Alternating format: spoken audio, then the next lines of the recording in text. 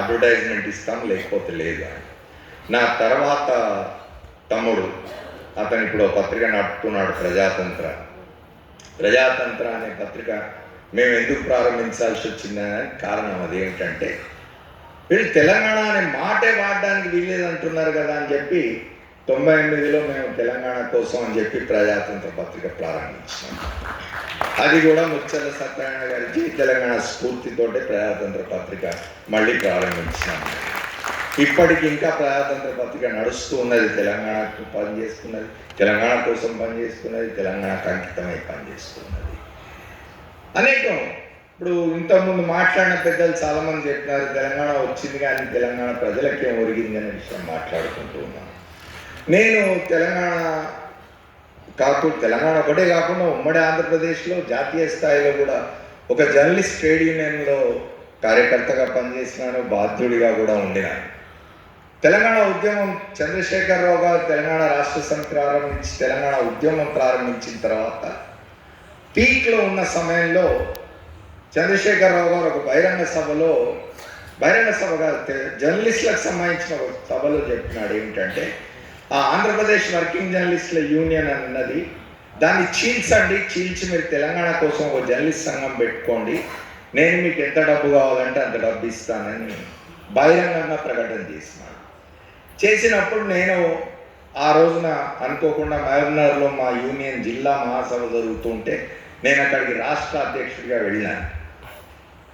ఆ సభలో నేను చెప్పినాను, తెలంగాణ ఉద్యమం జరుగుతున్నది, మేము తెలంగాణ ఉద్యమం గురించి మాట్లాడుతున్నాము, తెలంగాణ ఉద్యమానికి సపోర్ట్గా ఉన్నాం. మేము ఆంధ్రప్రదేశ్ వర్కింగ్ జర్నలిస్ట్ యూనియన్ అనేది మాత్రం రాష్ట్రం విడిపోయిన తర్వాత 2 సంఘాలు అవుతుంది, అప్పుడు తెలంగాణ సంఘం అవుతుంది.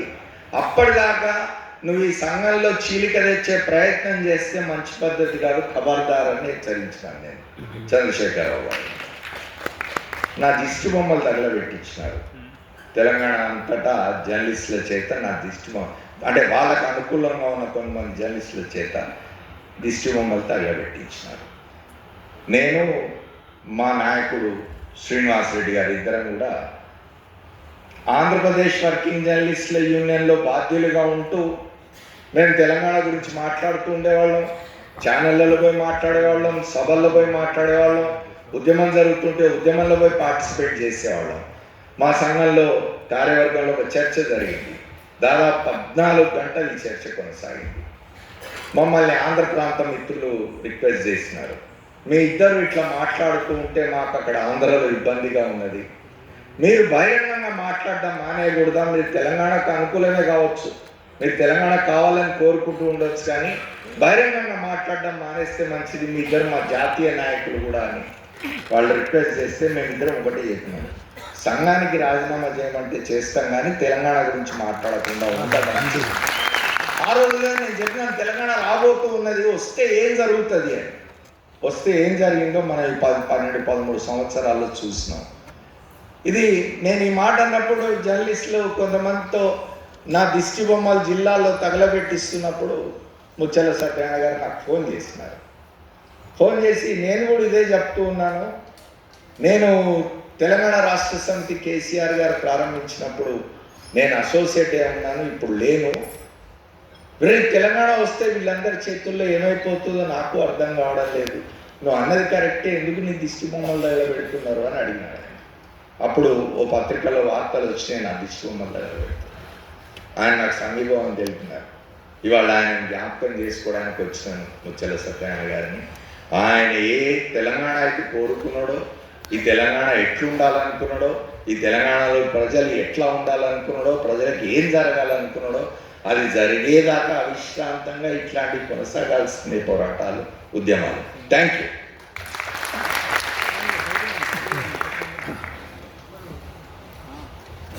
థ్యాంక్స్ అన్న. తప్పకుండా ఆ లైన్లో మేము పనిచేస్తాం. తెలంగాణ యువతరం అంతా ఈ వేదిక మీద ఉన్నటువంటి వాళ్ళ స్ఫూర్తి తీసుకొని మీ మాటల్లో ఉన్నటువంటి లోతైన ఆలోచనలు మా గుండెలను నింపుకొని బరాబర్ పోతాం, పల్లెలకు తీసుకుపోతామని చెప్తూ ఇప్పుడు నేను మా వరంగల్ సీనన్న దాన్ని ఒక్కసారి సీనన్న చాలామంది ఉన్నారు, మా యువచన ఉన్నారు, ఇక్కడ దారా దేవేందర్ ఉన్నారు, ఉద్దండులు ఉన్నారు, మర్చిపోయినా మా మిట్టపల్లి మిఠపల్లి సురేందర్ వేదిక మీదకి రావాలి. మిఠపల్లి సురేందర్ దా దా దా దా దా. సరే ఆఖరికి మాట్లాడతారట, ఆఖరికి వస్తారట. చిన్న ఏడి దాదా తొందర.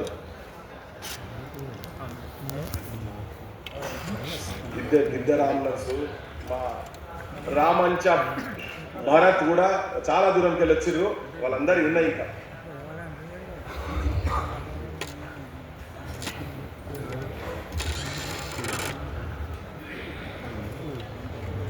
పెద్దబాబు ముచ్చర్ల సత్యన్న 93వ జయంతి వేడుకకు హాజరైన మీ అందరికీ, అలాగే వేదిక పైన ఉన్న పెద్దలందరికీ పేరు పేరున శిరస్సు నుంచి నమస్కారం చేస్తున్నాను. ధిక్కార స్వరం అంటే అర్థం ఏంటో చాలా మందికి తెలియదు అనుకుంటాను. అసలు నాకే తెలియదు ధిక్కార స్వరం అంటే ఏంటిదో. కానీ ప్రతి ఛానల్లో ఎక్కడ వైర్లు తెగిపడితే అక్కడ పృథ్వీరాజన్న కనబడతాడు. అదే కావచ్చు ధిక్కార స్వరం అని నేను అనుకుంటున్నాను. మీరేమంటారు? ఎక్కడ పేదల ఇండ్లు కూలిపోతే అక్కడ పృథ్వన్న మాట్లాడుతూ ఉంటాడు. అదే అనుకుంటున్న ధిక్కార స్వరం కావచ్చు అని మీరేమంటారు? ఎక్కడ తెలంగాణ కళాకారుడికి ప్రతి ఇష్యూ మీద, ప్రతి సమస్య మీద, ప్రతి చోట ఈ మధ్య ఒకే ఒక్కడు పృథ్వీరాజన్న కనబడుతున్నాడు. అంటే చాలా ఆంక్షలు పెట్టింది నాకు. ఒక నాయకుని ప్రాంతంలో అన్యాయం జరిగితే అక్కడ పృథ్వీరాజన్న మాట్లాడితే ఆ నాయకుని గల్లబట్టి చెంపమించలు కొట్టినట్టు అవుతుందా కాదా? మీకు దమ్ముంటే అయితే అవుతుందన్నా, లేకపోతే కాదన్నా. సమస్యల మీద కొట్లాడితే ఆ ప్రభుత్వం మీద యుద్ధం చేసినట్టు అవుతుందా కాదా? అట్లనే అందరు కావాలని అనుకుంటున్నాను. నేనైతే అయినా మేరీ ఇప్పుడే ఈ పుస్తకం తీసుకొని ధిక్కారేశ్వరం పుస్తకం తీసుకొని అయితన్నా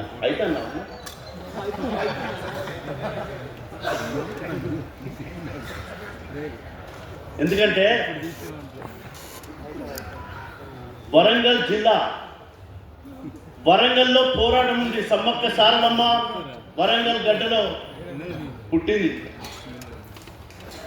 పగిడిద్ద మహారాజు, అవునా కాదా? మన పగిడిద్ద మహారాజు అందమ్మా పృథ్వన్నను సప్పుడు చేయరేమే. అందాము అనాలి. అందం అంటే మందం అన్నట్టు వినబడుతుంది. తూర్పు తల మీద పొడిచేటి పొద్దై ఎదురుగా నడుచుతావా సత్తన్నా, మా మది నిండా చెరగా నిండా పకారద నీవు మాతోట కలుచుంటావా ఓ సత్తన్నా. కౌల కలములో బలము నీవు, ప్రశ్నించే గలములో గర్జనవు. పృథ్వీరాజన్న పోరు నీవు, పోరు బాటల్లో వెలుగు నీవు. సత్తన్నా అనుకున్నాము, ఆ బాటల్లో బయలుదేరుతున్నాము. తూర్పు తల మీద ఎండుతున్నా చెరువులల్లా నిండిన నీరైతవా. మండుతున్నా ఎండలో నా నీడనిచ్చేటి చెట్టయితవా. బీడుబడ్డ భూములల్లా పచ్చ పచ్చని మొలకైతవా. తడుపులోనా తడుతుంటే పంట రాసైంది పుట్టవా. చల్లనైన ఊట చెరిపేవో సంధ్య పొత్తు సందమామో. కష్ట జీవి కడుపు నింపెది ఇష్టమైన సఖీ పుట్టవో. సత్తన్నా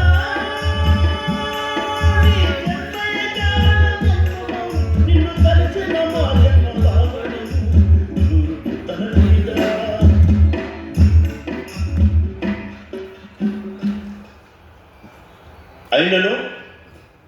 ఆయన పైన పాట రాయాలంటే అసలు ఒక పదం కూడా రావట్లేదు. ఎందుకంటే కోటి పదాలు కూడా ఆయన గురించి రాయడానికి సరిపోదు. ఇప్పుడు వేసిన పుస్తకం కూడా, ఈ పుస్తకం ఆయన చరిత్రలో ఒక మూల పైసా వాస్తవానికి. ఇప్పుడు ఏ కళాకారుడు కూడా, తెలంగాణ ఉద్యమంలో ప్రతి కళాకారుడు కూడా వలసాంధ్ర పాలకుల పైన వ్యతిరేకంగా రాసిందంటే ఆ ప్రభావం ఖచ్చితంగా ముచ్చర్ల సత్యనారాయణ ప్రభావం. నా ఒపీనియన్ ఏంటంటే, నా మనసులో ఏముందంటే, నేను మా దాడి మల్లన్నను, మా బుచ్చన్నను వీళ్ళందరూ తీసుకొని పోయి నేను ముచ్చర్ల సత్యన్న దగ్గర కూర్చుండి నా పాటలు వినిపించడం బాగా నన్ను దీవించిండు అన్న. ఇప్పుడు ముచ్చర్ల సత్యన్నను చూడని వాళ్ళు ఎవరున్నా కూడా మీకు సాక్షాత్కారంగా ఈ వేదిక పైన పృథ్వన్న ముక్కు, ముఖము, కన్ను, ఆయన మాట, ఆయన గొంతులో ఉన్న బలము, ఆయన గుండెల్లో ఉన్న ధైర్యం సేమ్ ముచ్చర్ల సత్యన్న 1000 ఉన్నది పృథ్వన్న. మనము ఆ ఫ్లెక్సీ పైన కాదు, వేదిక పైన పృథ్వన్నని చూస్తున్నాం. పృథ్వన్న నన్ను చూస్తాడు, మీరంతా పృథ్వన్నని చూడండి.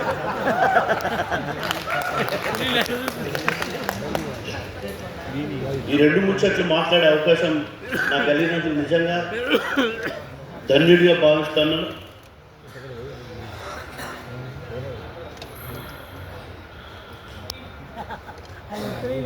ఏందిరా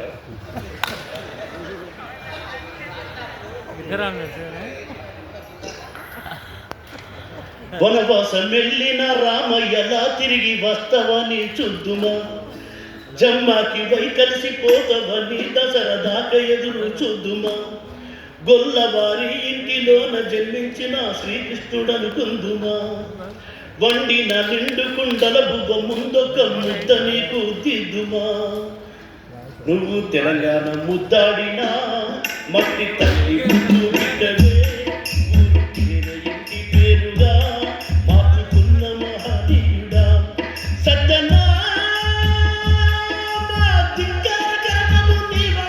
మాకు దిక్కు మొక్కు గురుపు తల మీద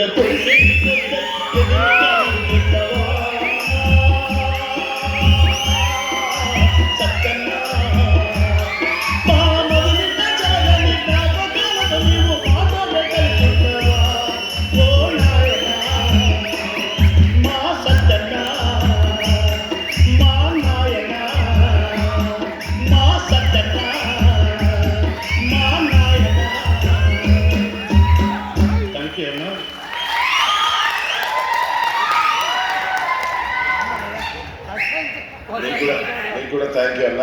ఇప్పుడు మా విద్య మీద తెలంగాణలో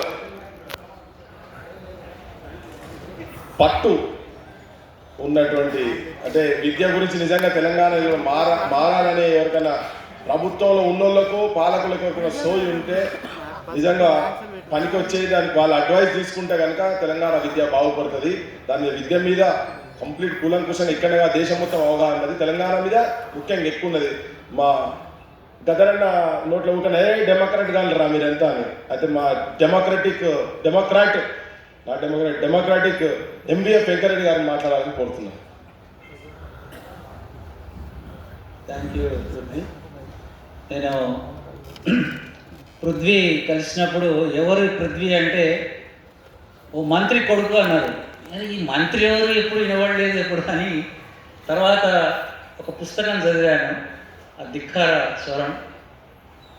అప్పుడు అనిపించింది, అయ్యో ఇంత పెద్ద ఉద్యమాల గడ్డ మీద ఇంత సోయి లేకుండా ఎట్లా ఉన్నాము, ఇటువంటి మనిషిని చదవకుండా ఎలా ఉన్నాము, ఇటువంటి మనిషి గురించి చెప్పకుండా ఎట్లా ఉన్నారు తెలంగాణలో. యాక్చువల్లీ తెలంగాణ పర్యాయ పదం ముచ్చర్ల సత్యన్న. అంటే తెలంగాణకు ధిక్కార స్వరం ఉంటుంది, అట్లనే తెలంగాణ పర్యాయ పదంగా కూడా వాడవచ్చు అని నాకు అనిపించింది ఆ పుస్తకం చదివిన తర్వాత. నా ఈ 2-3 సూచనలు ఉన్నాయి. అతను గొప్పతనము అందరూ తెలుసు మనకు, కానీ ఆ సోయి అందరికీ రావాలి అంటే తెలంగాణలో ఆయన కథ చదివినాక ప్రతి గ్రామంలో సత్యన్నలు ఉన్నారు. ఒక్కొక్క గ్రామ పంచాయతీ నుంచి ఒక్కొక్క సత్యన్నను బయటకు తీయాల్సిన అవసరం ఉంది. అది ఒక డిమాండ్. అంటే దాదాపుగా ఒక 12,000 మందితోని వచ్చే సంవత్సరం ఆ సమావేశం జరగాలి. అది అంటే సత్యన్నలు లేక కాదు, సత్యన్నల లాగానే సత్యన్నల చరిత్రను కానీ వారి నియత్తును కానీ మరుగుపరిచే సమాజంలో మనం ఉన్నాం. రెండవది, తెలంగాణ అంటే వ్యాపారం అయిపోయింది. యాక్చువల్లీ సత్యన్న స్టోరీ చదువుతుంటే ఆయన కలలు కన్నా తెలంగాణ అంటే వ్యాపారం కాదు. తెలంగాణ అంటే సామాజిక న్యాయం, తెలంగాణ అంటే ఆకలి లేని తెలంగాణ అంటే దుఃఖము లేని తెలంగాణ అంటే సమానత్వం, తెలంగాణ అంటే లింగ సమానత్వం, జెండర్ ఈక్విటీ, ఇవన్నీ ఆయన రాసుకున్నాడు. ఇంకొకటి నాకు నచ్చింది ఏంటంటే, చదువుకోండి రా పోరగాండు, చదివితే బాగుపడతారు అని చెప్పిండు ఆయన ఒక దాంట్లో. ఎంత బ్రహ్మాండం! అక్క పాటలో కూడా అది కనిపించింది. ఆ చదువు అనేది అప్పుడే చెప్పిండు. కానీ ఇప్పటి పాలకులకు తెలంగాణ అంటే వ్యాపారం అని తెలుసు, కానీ తెలంగాణ అంటే తెలంగాణ బిడ్డలందరూ సమానమైన నాణ్యమైన విద్యను అందుకోవాలనే ఒక కళ సత్యన్నది. కాబట్టి ముచ్చర్ల సత్యన్న కళ నిజం కావాలి అంటే ఈ 12,000 మంది సత్యన్నలను తయారు చేయడమే ఏకైక మార్గం. రెండో సూచన సజెషన్, తెలంగాణలో ఉన్న ఆల్ యూనివర్సిటీస్లో ముచ్చర్ల సత్యనారాయణ గారి మెమోరియల్ లెక్చర్స్ ఏర్పాటు చేయాలి. దాని ద్వారా యాక్చువల్లీ ఇక్కడ కూర్చున్న వాళ్ళకి ఎంతమందికి ఎంత స్టోరీ తెలుసో, ఈ తరం జెన్ జీ తరానికి చాలా తక్కువ తెలుసు ఆ తెలంగాణకు జరిగిన, తెలంగాణ నాయకులకు జరిగిన అన్యాయం. కాబట్టి వారి కోసం ప్రతి జిల్లాలో అండ్ ప్రతి యూనివర్సిటీలో ఒక మెమోరియల్ లెక్చర్స్ ఏర్పాటు చేయాల్సిందిగా నా విన్నతి. ఇక ఫైనల్గా, సత్యనారాయణ గారు వ్యక్తి కాదు. యాక్చువల్లీ ముచ్చర్ల సత్యనారాయణ ఐడియాలజీ అని బయటికి రావాలి. ఆయన భావజాలం. యాక్చువల్లీ ఆయన వ్యక్తి కాదు. ఇక మనందరికీ పూనాలు, ఎవరో చెప్పారు, పూనకం రావాలి. సత్యన్న పూనకం రావాలి. ఆయన ఐడియాలజీతో ముందుకెళ్తే నిజమైన తెలంగాణ అట్లీస్ట్ మిస్ అయింది, ధ్వంసమైంది. విద్య అయితే ఇంకా ధ్వంసమైంది. ఈ ధ్వంస రచనలో పాత పాలకులు ఇప్పటి పాలకులు అందరూ షామిలై ఉన్నారు అందులో. ఈ ధ్వంస రచనను బాగు చేయాలంటే పిల్లలందరూ గౌరవంగా తలెత్తుకొని తిరగాలి అంటే ముచ్చర్ల సత్యనారాయణ గారి పుస్తకాలు చదవాలి. ఆయన భావజాలాన్ని ప్రతి గ్రామ పంచాయతీలో చేరేటట్టు చేయాలని చెప్పి కోరుతూ ముగిస్తున్నాను. Thank you very much. Thank you sir. తప్పకుండా ఒకరిని కాదు, ఊరికి 10 మందిని తయారు చేసి నెక్స్ట్ టైం వరకు తయారు చేసే ప్లాన్లో ఉన్నాము. 1,20,000 ప్లాన్లో ఉన్నాము. అది కనుక అయ్యేది ఉంటే అందరికి ఒక్కొక్కరికి సల్లగైతారు కొడుకులు. తెలంగాణ వ్యతిరేకులు, తెలంగాణ రాజకీయ వ్యవస్థ మొత్తం చూపిద్దాం. అది కూడా చూపించాలి. పాసిబుల్ అవుతుంది, బరాబర్ పాసిబుల్ అవుతుంది. పైసలు లేకుండా కూడా రాజకీయాలు ఎట్లా చేయాలో, ఇక్కడ ఒక సర్పంచ్ వచ్చిపోయిండు అన్నా ఖాళీ మీ బొమ్మలు పెట్టుకొని ఉపన్యాసాలు పెట్టుకొని నేను పైసలు లేకుండా గెలిచిన అని చెప్పి, మా వంకాయల వేరేదే ఉందన్న అన్నాడు. అపోయింది హాజరు లేవు, నిజామాబాద్ అర్జెంట్ ఫోన్ వచ్చిందని చెప్పి పోయినట్టున్నాడు. సరే పిలుద్దాం అనుకున్న అంటే పాసిబుల్ అవుతుంది. ఏం పైసలు లేకుండా ఏం కాదని ఏం అనుకోకండి, బరాబర్ అయితే. నేను కొన్ని ఉదాహరణలు నేను మళ్ళీ మీకు చెప్తా. ఇప్పుడు నేను మా ఎన్ శంకరన్నకు నేను నా పరిచయం అవసరం లేదు, కానీ మన మీటింగ్లో అన్న మొట్టమొదటిసారి మాట్లాడుతున్నాడు. ఈ మధ్యనే అన్న నేను అర్థం చేసుకునేటువంటి దాంట్లో ఉన్నాము. భవిష్యత్తులో కలిసి చేస్తాం. జై బోలో తెలంగాణ పేరైతే తెలిసిన అందరికీ. టీవీలో జర చూడుర్రి, జై బోలో తెలంగాణ తీసిన అన్ననే.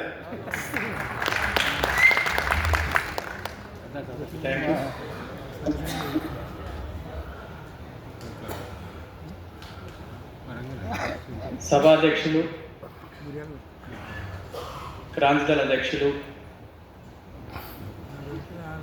పృథ్వీరాజ్ గారికి, సభలోని పెద్దలకు, మిత్రులకు అందరికీ పేరు పేరున ధిక్కార దినోత్సవ శుభాకాంక్షలు.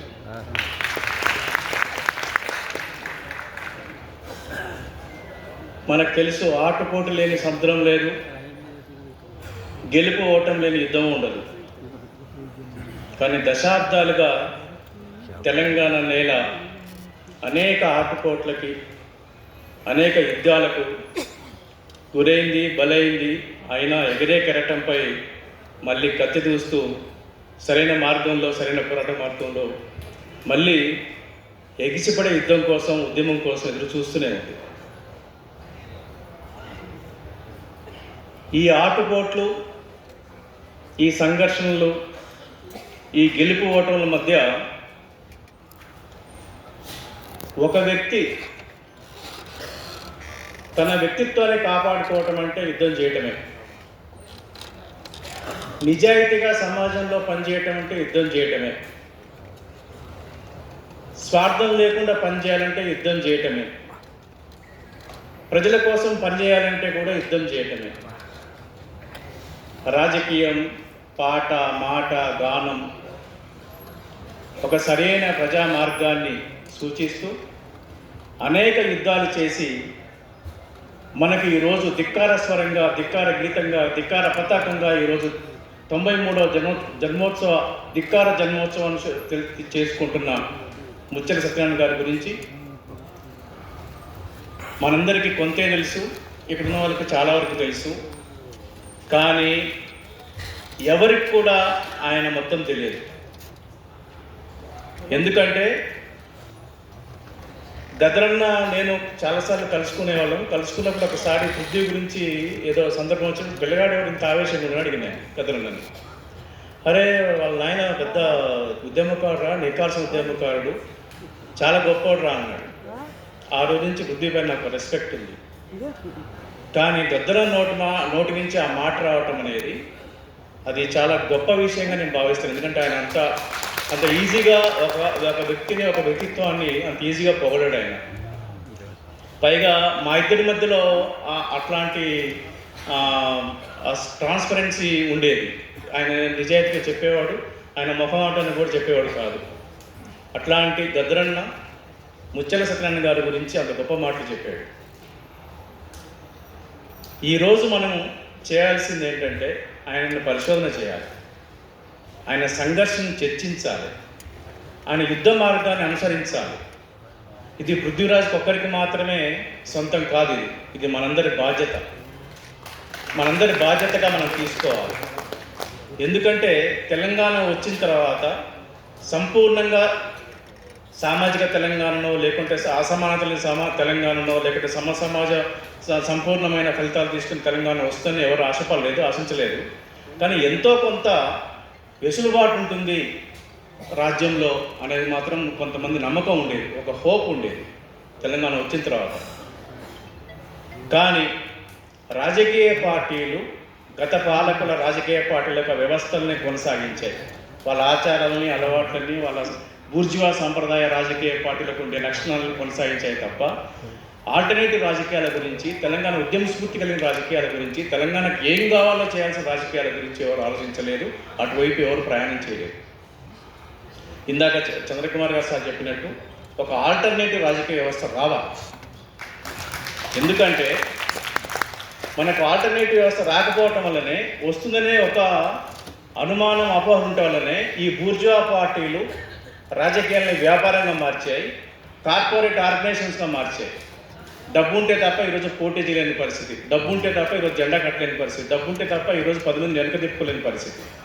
అట్లాంటి పరిస్థితులను మనం సత్యనారాయణ గారి భావజాలంతో, ఆయన ఆశయాలతో, ఆయన అసంపూర్ణంగా నిలిచి మనకు దారి చూపించిన ఒక పోరాట మార్గంతో మనం విజయపథం నడిచి మనం ఆల్టర్నేటివ్ రాజకీయ వ్యవస్థను క్రియేట్ చేసినప్పుడే ముచ్చల సత్యనారాయణ గారికి మనం నిజమైన నివాళులు అర్పించినట్టు, ఆయన ఆశయాలకి మనం ఒక అద్భుతమైన ఆశయ సాధనని మనం సాధించినట్టు, ఆయనకప్పుడు ఆయన ఆత్మ సంతృప్తి చెందుతుంది. ఆయన ఎక్కడున్నా కూడా మనందరినీ దీవిస్తారు. కాబట్టి నేను చెప్పాల్సింది అంటే ఒకటే మాటలో, ఆల్టర్నేటివ్ రాజకీయ వ్యవస్థ కావాలి. ఎందుకంటే మనం ఈ రాజకీయ పార్టీలు నమ్ముకొని ఇటువైపు అటువైపు. ఇప్పుడు 4 సినిమాలు అంటే 4 హీరోలు ఉంటే వాళ్ళకి ఫ్యాన్స్ ఉంటారు. అంటే రాజకీయ పార్టీలు కూడా ఉంటాయి. ఏ పార్టీకి ఉండే ఫ్యాన్స్ ఆ పార్టీకి ఉన్నారు, ఏ పార్టీకి ఉండే ఆ లక్షణాలు ఆ పార్టీలకు ఉన్నాయి. ఇవి తెలంగాణ సమాజాన్ని సమూలంగా సంతృప్తిపరిచి అండ్రెస్ట్లో నుంచి, అసంతృప్తిలో నుంచి బయటకు తీసుకొచ్చే పార్టీలు కాదు. ఆ పార్టీ లక్షణాలు కూడా అవి కావు, వాటికి ఆ ఉద్దేశాలు కూడా ఉండవు. కాబట్టి తెలంగాణ ఆత్మని, తెలంగాణ అస్తిత్వాన్ని, సమాజపు నడిపించే ఒక తెలంగాణ రాజకీయ పార్టీ కావాలి. రాజకీయ వ్యవస్థ నిర్మించబడాలి. అట్లాంటి రాజకీయ వ్యవస్థ నిస్వార్థంగా ప్రజల కోసమే కమిట్మెంట్తో పనిచేయగలిగిన, ప్రజల కోసమే పనిచేయగలిగిన, స్వార్థం లేకుండా పనిచేయగలిగిన నాయకత్వం ఎదగాలి ఫస్ట్. అట్లాంటి నాయకత్వం ఎదిగినప్పుడు ఖచ్చితంగా ప్రజలు మనతో కలిసి వస్తారు. ఆ రాజకీయ వ్యవస్థ కోసం మనం పోరాడదాం, ఆ రాజకీయ వ్యవస్థ బాటలు వేద్దాం. అనేక సందర్భాల్లో గతంలో కూడా చెప్పేవాడు, ఈ అన్ని వేస్ట్ పార్టీలు, ఈ మేధావులు కూడా వీని మీద వీడి నచ్చకపోతే వానికి వెనకపోతారు, వాడు నచ్చకపోతే మళ్ళీ ఈయనకి వస్తారు, ఇటు పోతారు ఇటు పోతారు. ఈ మేధావులు కూడా మేధావులే కానీ వాళ్ళకు కూడా బలహీనులు రా వాళ్ళు. ఎందుకంటే వాళ్ళ అమాయకులు ఒక రకంగా మేధావులు చెప్పేవాడు గద్రన్న. ఎందుకంటే అమాయకత్వం ఉంటుంది, గొప్ప మేధావులు కూడా ఒక అమాయకత్వం ఉంటుంది. చాలా సందర్భాల్లో మనం చూస్తున్నాం, చాలామంది మేధావులకు సంఖ్యలు వేసుకుని తిరుగుతున్నారు. లేకపోతే ఎవరైనా సంఖ్యలు వేసి ఉంటాడు, లేకపోతే ఎవరైనా సంఖ్యలు వేసి చేతబడి చేసి ఉంటాడు. కాబట్టి అట్లాంటి మేధావులు కూడా బయటకు రావాలి, అట్లాంటి మేధావులు కూడా ప్రశ్నించాలి, అట్లాంటి మేధావులు కూడా ఒక ఆల్టర్నేటివ్ రాజకీయ వ్యవస్థ కోసం పోరాడాలి.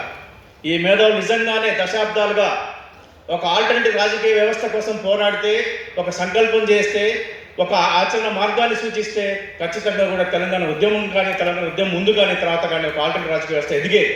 కనీసం దానికి ఒక భావజాలం ఉండేది. కానీ అది లేకుండా ఈ రాజకీయ పార్టీల ముసుగులోకి వెళ్ళిపోయారు. ఈ మేధావులను కూడా వాళ్ళను పరిశీలించుకోవాలి, నన్ను నేను చెక్ చేసుకోవాలి, నన్ను నేను ప్రశ్నించుకోవాలి. ప్రతి ఒక్కరు కూడా అలా ప్రశ్నించుకున్న రోజు ఖచ్చితంగా సమాజం వైపు అడుగులు వేస్తాం, సమాజ నిర్మాణంలో మనం భాగస్వాములు అవుతాం. రేపటి తరాలకు మనం అద్భుతమైన బలాలు అందిస్తాం. మన చరిత్ర మనమే రాసుకోవాలి, ఎవడు రాయడు. మన కాళ్ళు మనం పిసుకున్నాం అనుకో, శంకర్ గారికి కాళ్ళు నొప్పులు వస్తున్నాయి పిలుచుకుంటూ అంటాడు. ఎవడనొచ్చి కాళ్ళు పట్టుకున్నాను అనుకో, పిసికిండి అనుకో, అబ్బో శంకర్ చాలా గొప్పోడు, వాళ్ళ కాళ్ళు పట్టుకుంటారు అందరూ అంటారు. కానీ మన కాళ్ళు పట్టుకునేవాళ్ళు లేడు, దాన్ని మనం ప్రోత్సహించాం, మన కాళ్ళు మనం పిసుకోం. సో ఇలా జరగకపోయినా, మన ఆత్మగౌరవంగా ఎక్కడ బలి చేయకపోయినా, మన ఆత్మగౌరవం ఎక్కడ దెబ్బతినకుండా మనం కాపాడుకుంటున్నా చరిత్రలో మరుగుపడేది ఏమీ లేదు. చరిత్రను తనే రాసుకుంటుంది. అదే ధిక్కార స్వరం. చరిత్ర ఈరోజు తన చరిత్ర తనే రాసుకుంటుంది. ఎవడు రాయాల్సిన పని లేదు. తన చరిత్ర తాను తెలుసుకుంటుంది. తన చరిత్రలో చరిత్రకారులను గుర్తు చేస్తుంది, చరిత్రకారుల యొక్క చరిత్రను చెబుతుంది. ఆ చరిత్ర మనం కొనసాగించాల్సిన అవసరం, బాధ్యత మనకు ఉంది. ముత్యాల సత్యనారాయణ గారు తెలంగాణ మాగాణిలో నాటిన ఒక ఆశయ బీజం లాంటివారు. ఈ ఆశయ బీజం ఎప్పటికైనా మొక్క అవుతుంది, తలెత్తుకొని ఆకాశానికి ఎదుగుతుంది. అది మనకు ఫలాలు ఇస్తుంది. ఆ ఫలాలు స్వీకరించాలంటే ఆ మొక్కను మనం పెంచి పోషించాలి, ఆ మొక్కను మనం రక్షించుకోవాలి, మనం కాపాడుకోవాలి. ఆశయాలను, లక్ష్యాలను మనం కొనసాగించాలి, మనం గెలవాలి, గెలుస్తాం. Thank you. జై తెలంగాణ.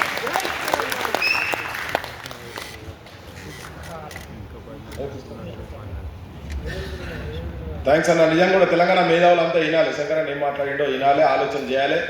గుండె మీద చేసుకొని నిజాయితీగా ఆలోచిస్తే పరిష్కార మార్గం వస్తుంది. మీరు ముందు పడకుండా కానీ మేము ముందు పడుతున్నాం. తెలంగాణ యువతను మీకన్నా ఎక్కువ, మీరు రాని వాళ్ళందరికన్నా ఎక్కువ మేధావులను తయారు చేసే బాధ్యత మేము తీసుకుంటాం. బాగా ఇంకా అవకాశం ఇస్తున్నాం అంతే, లేకుంటే మేము చేస్తాం ఆ పని. ఇప్పుడు గొంతు మంచి లేదు, నేను మాట్లాడొద్దని అనుకుంటున్నాను. కానీ మరి అయినా కానీ పాశవార్తలు ఒక 2 నిమిషాలు మాట్లాడవలసిందే కోరుతున్నాను.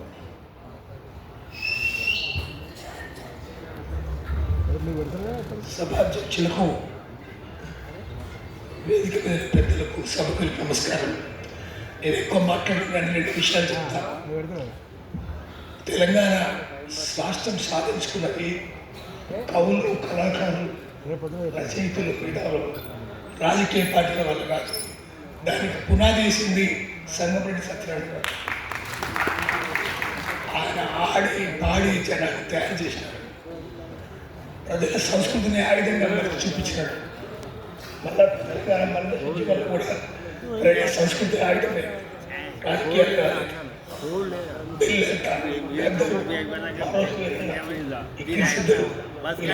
ఆడి పాడితే వచ్చినారు.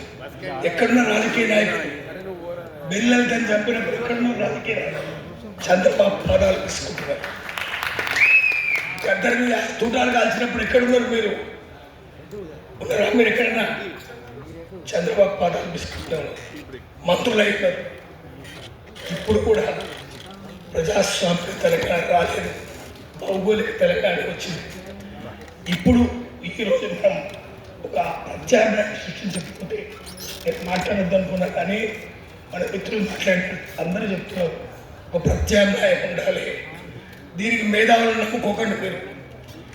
ఇంటెలిజెన్సియా which is brain of the nation has become faeces of the nation.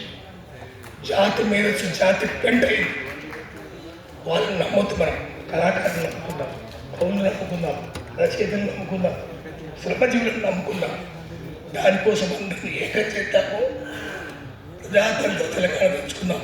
ఇప్పుడు చోరతంత్ర తెలంగాణ చోరలే.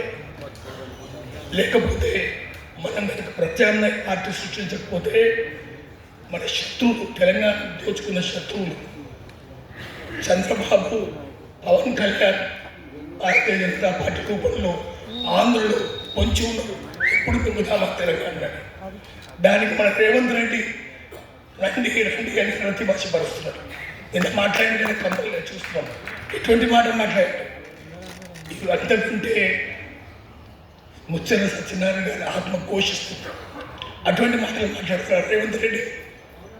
అందుకనే మన క్షమించదులందరినీ ఎందుకు మొన్నటిదాకా అన్ని ఆ పార్టీలో ఉన్న దొంగలందరూ ఈ పార్టీలకు వచ్చారు.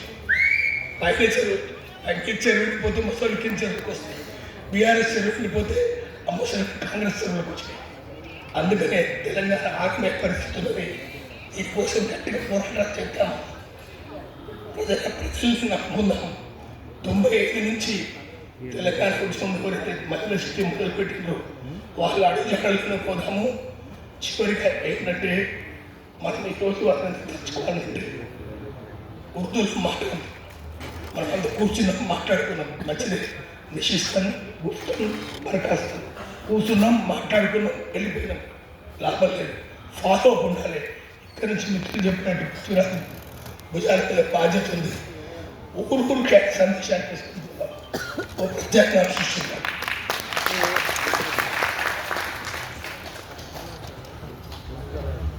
తప్పకుండా బాధ్యత తీసుకుంటాం. మీరు కూడా నడిపించాల్సిన బాధ్యత మీకున్నది. నేను కూడా బరాబర్ నడిచేటందుకే ఈ పని చేస్తున్నా. Revanth Reddy red carpet welcome వేసి తెలంగాణను దోసుకోండి అని చెప్పి ప్రయత్నం చేస్తున్నాడు కదా, అది ఆంధ్రోలా ఉత్తర హిందుస్థానంలో ఎవరైనా కానీ ఈ అస్తిత్వాన్ని, ఈ నేలను, ఈ మట్టి సాక్షిగా నిలబెట్టేటువంటి యువత ప్రతి గ్రామంలో ఉన్నది. వాళ్ళందరినీ ఒక్క దగ్గరికి తీసుకొస్తాం, బరాబర్ తీసుకొస్తాం, బరాబర్ తెలంగాణను కాపాడుకుంటాం. సమస్యలు లేదు. ఖమ్మంలో ఒక దగ్గర ఒక మాట, హైదరాబాద్లో ఒక మాట, వరంగల్లో ఒక మాట, యాడికి పోతే ఆడికి ఏది పడుతుంది నీ నోటికి వచ్చినట్టు మాట్లాడుతున్నావు. జూబ్లీ హిల్స్ పోతే జూబ్లీ హిల్స్ మాట మాట్లాడుతున్నావు.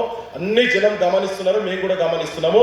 అందుకే వాళ్ళందరం ఒకటైనా ఇక్కడ బరాబర్ మీరందరూ కలిసి ఇంతకు ముందు నువ్వు చేసినాయే ఇప్పుడు కంటిన్యూ చేయాలనుకుంటారు కదా, దాన్ని బరాబర్ మేము ఆపుతాము. ఇప్పుడు నేను సార్ సీనియర్ పాత్రికేయులు రామచంద్రమూర్తి గారు ఒక 2 నిమిషాలు. సార్, తెలంగాణకు దశ దిశ అనే చాలా మందికి అందరికి తెలుసు. దాన్ని మొత్తం ఇక్కడ కాదు, ఆంధ్రాలో కూడా పోయి ప్రతి జిల్లాలో అందరిని కూర్చోబెట్టి, చదువుకున్న వాళ్ళను అందరిని కూర్చోబెట్టి, విద్యార్థులను, సంఘాలను, రాజకీయ నాయకులను కూర్చోబెట్టి ఒక చర్చ తెలంగాణ లోపల తీసుకొచ్చింది. సారే చేసింది ఆ పనంతా. సార్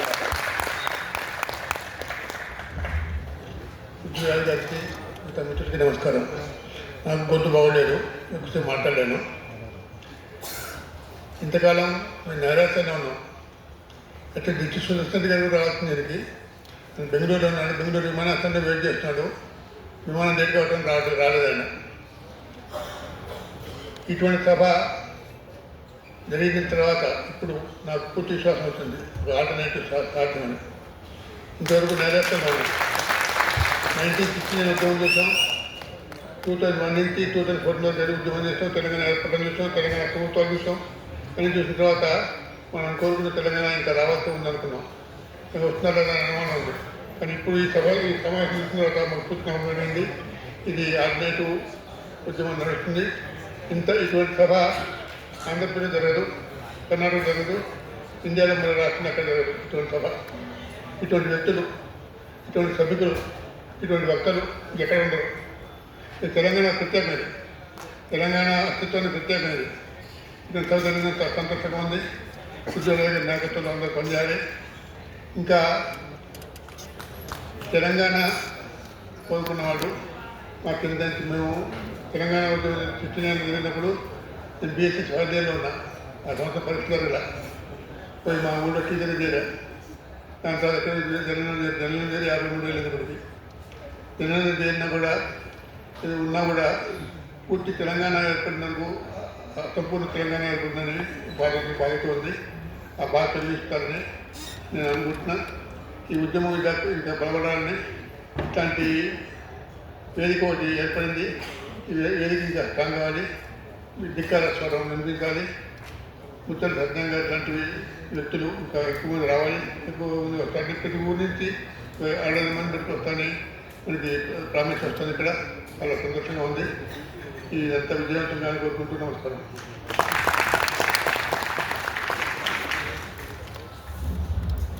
ఒక ప్రత్యామ్నాయం, నిజమైన రాజకీయ నాయకత్వం వస్తుందని ఒక నమ్మకం ఈ సభ నుంచి కలగజేసినందుకు ఈ జనమందరికీ, చూస్తున్న వాళ్ళందరికీ ధన్యవాదాలు చెప్తున్నా.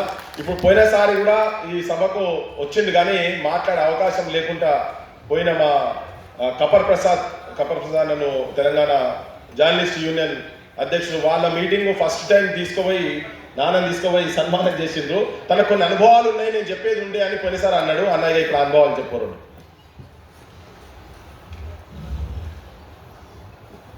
అందరం ఒకసారి అనుకుంటున్నాం తెలంగాణ వచ్చింది తెలంగాణలో అని, కానీ చాలా అందరికీ తెలియజేయాలి మనం తెలంగాణలో. అందుకనే ఒకసారి జై తెలంగాణ లేదు, సౌండ్ పోతలేదు, రేవంత్ రెడ్డికి వినొస్తలేదు. జై తెలంగాణ,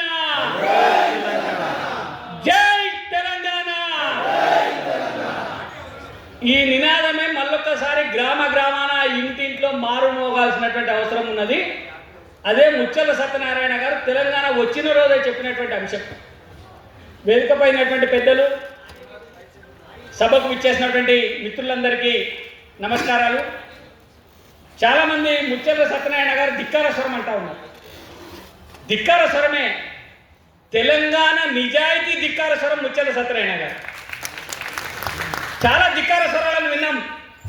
పదవి రాకపోతే ఒకటి ధిక్కారం చేసి ధిక్కార స్వరం అని చెప్పిండు. భూములు కోల్పోతే ఒకటి ధిక్కార స్వరం చెప్పిండు.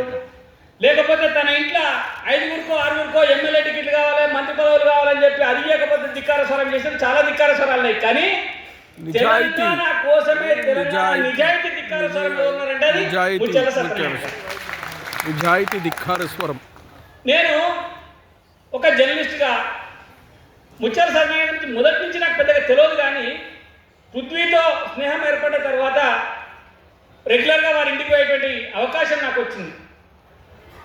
ఆ సందర్భంలోనే 2012లో మేము కూడా కొన్ని సందర్భాలలో ఇందాక అమర్ గారు చెప్పిపోయిన చాలా విషయాలు వాళ్ళని ధిక్కరించి తెలంగాణ కోసం ఒక జర్నలిస్ట్ యూనియన్ అవసరం అని చెప్పి తెలంగాణ జర్నలిస్ట్ యూనియన్ ఏర్పాటు చేసుకున్నారు. ఏర్పాటు చేసుకున్న తర్వాత యూనియన్కి సంబంధించినటువంటి విషయాలు మాట్లాడడానికి, తెలంగాణపై అనేక విషయాలు తెలుసుకోవడానికి ముచ్చర్ల సత్యనారాయణ గారి దగ్గరికి పోతూ వస్తూ ఉండేవాడిని.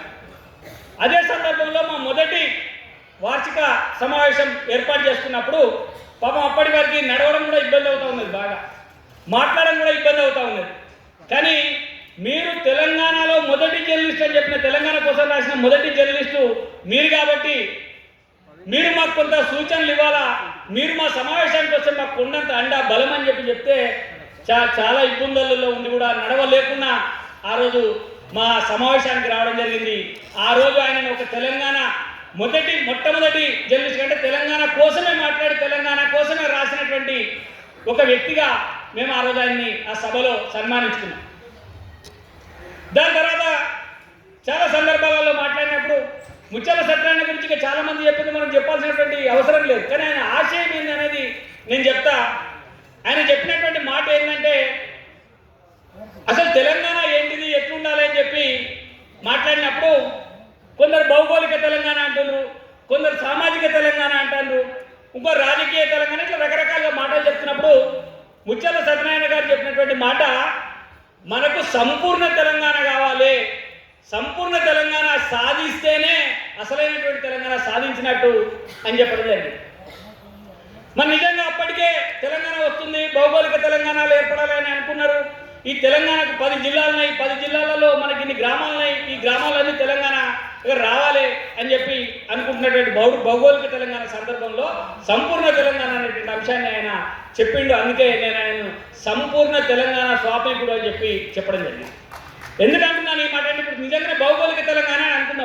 భౌగోళిక తెలంగాణలో సంపూర్ణ తెలంగాణ వచ్చిందా మనకు? భద్రాచలం దగ్గర కొన్ని గ్రామాలని ఆంధ్రాకి అప్పచెప్పి సగం తెలంగాణ తలకాయ తీసేసినటువంటి తెలంగాణను మనం తీసుకున్నాం. అంటే భౌగోళిక తెలంగాణ కూడా మనకు రాలే.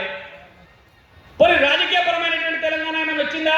ఇక్కడ రాజకీయపరమైనటువంటి ఆధిపత్యం అంతా తెలంగాణ వాళ్ళది ఉన్నదా అంటే కనబడేటువంటి ముఖాలు తెలంగాణ కానీ నడిపించేదంతా మళ్ళీ ఆంధ్ర వాళ్ళు అనేది మనకు స్పష్టంగా అర్థమవుతూనే ఉన్నది. ఇక్కడ ఎందుకు చెప్తున్నాను ఈ మాట అంటే బీఆర్ఎస్ పార్టీ తెలంగాణ ఏర్పాటైన తర్వాత హైదరాబాద్ నగర నడిపొడ్డున వాళ్ళ హైదరాబాద్ నగర శాఖ అధ్యక్షుడు ఎవరు? ఆంధ్రాకు సంబంధించినటువంటి వ్యక్తి. హైదరాబాద్లో ఉన్న 4 శాసనసభలకు ఎన్నికైన సందర్భంలో 4 శాసనసభ్యులు ఎవరు? ఆంధ్రాకు సంబంధించినటువంటి వ్యక్తులు. అంటే అర్థమైంది సంపూర్ణ రాజకీయ తెలంగాణ కూడా మనకు రాలే. మనకు తెలంగాణ వచ్చిన తెలంగాణలో ఇంకా ఏలుతున్నది, రాజ్యం ఏలుతున్నది, మనల్ని మోసం చేస్తున్నది అక్కడ నడిపిస్తున్నటువంటి మెదడు ఉన్నటువంటి, అంటే వాళ్ళ మెదడుతోనే ఇక్కడ పాలకులు నడుస్తున్నారని మనకు తెలుసు. నిన్న మన ముఖ్యమంత్రి గారు ఒక దగ్గరికి పోయారు. సరే మీ రాజకీయ విమర్శలు నేను ఉన్నట్టుగా మాట్లాడుతూ ఉన్నా. ఒక జెండా పచ్చ జెండా కనబడ్డది, కనబడంగానే తెలుగుదేశం గుర్తొచ్చింది. అరే ఇదేంటి కాంగ్రెస్ పార్టీలో ఏం నడుస్తున్నది? పాత కాంగ్రెస్ వాళ్ళకు పచ్చ కాంగ్రెస్ వాళ్ళకు మధ్యన గొడవ నడుస్తున్నది అనేది మనకు అర్థమైంది. తెలంగాణలో ఏం కావాలి? తెలంగాణలో వాసనే వద్దనుకున్నాం కదా, వాళ్ళకు వ్యతిరేకంగా కదా మనం కొట్లాడినాము. 100 మంది 1000 మంది విద్యార్థుల బలిదానం ఎవరి కోసం జరిగిందంటే ఈ తెలంగాణను దోచుకున్నటువంటి ఆంధ్ర దోపిడీదారులకు వ్యతిరేకంగానే కదా మనం కొట్లాడినాము. మరి ఇక్కడ వాళ్ళను పొగుడుతూ తెలంగాణ ముఖ్యమంత్రి గారు మాట్లాడడం అంటే ఈ తెలంగాణలో ఇంకా రాజకీయ స్వాతంత్రం రాలేదు అనేది మనకు స్పష్టంగా అర్థమవుతుందా లేదా మిత్రులు? మీరు ఆలోచన చేయండి. ఇంకోటి మన ఆలోచనల్ని మన మెదడులోనే తెలుస్తున్నటువంటి అంశం ఇంకొకటి కూడా ఉన్నది.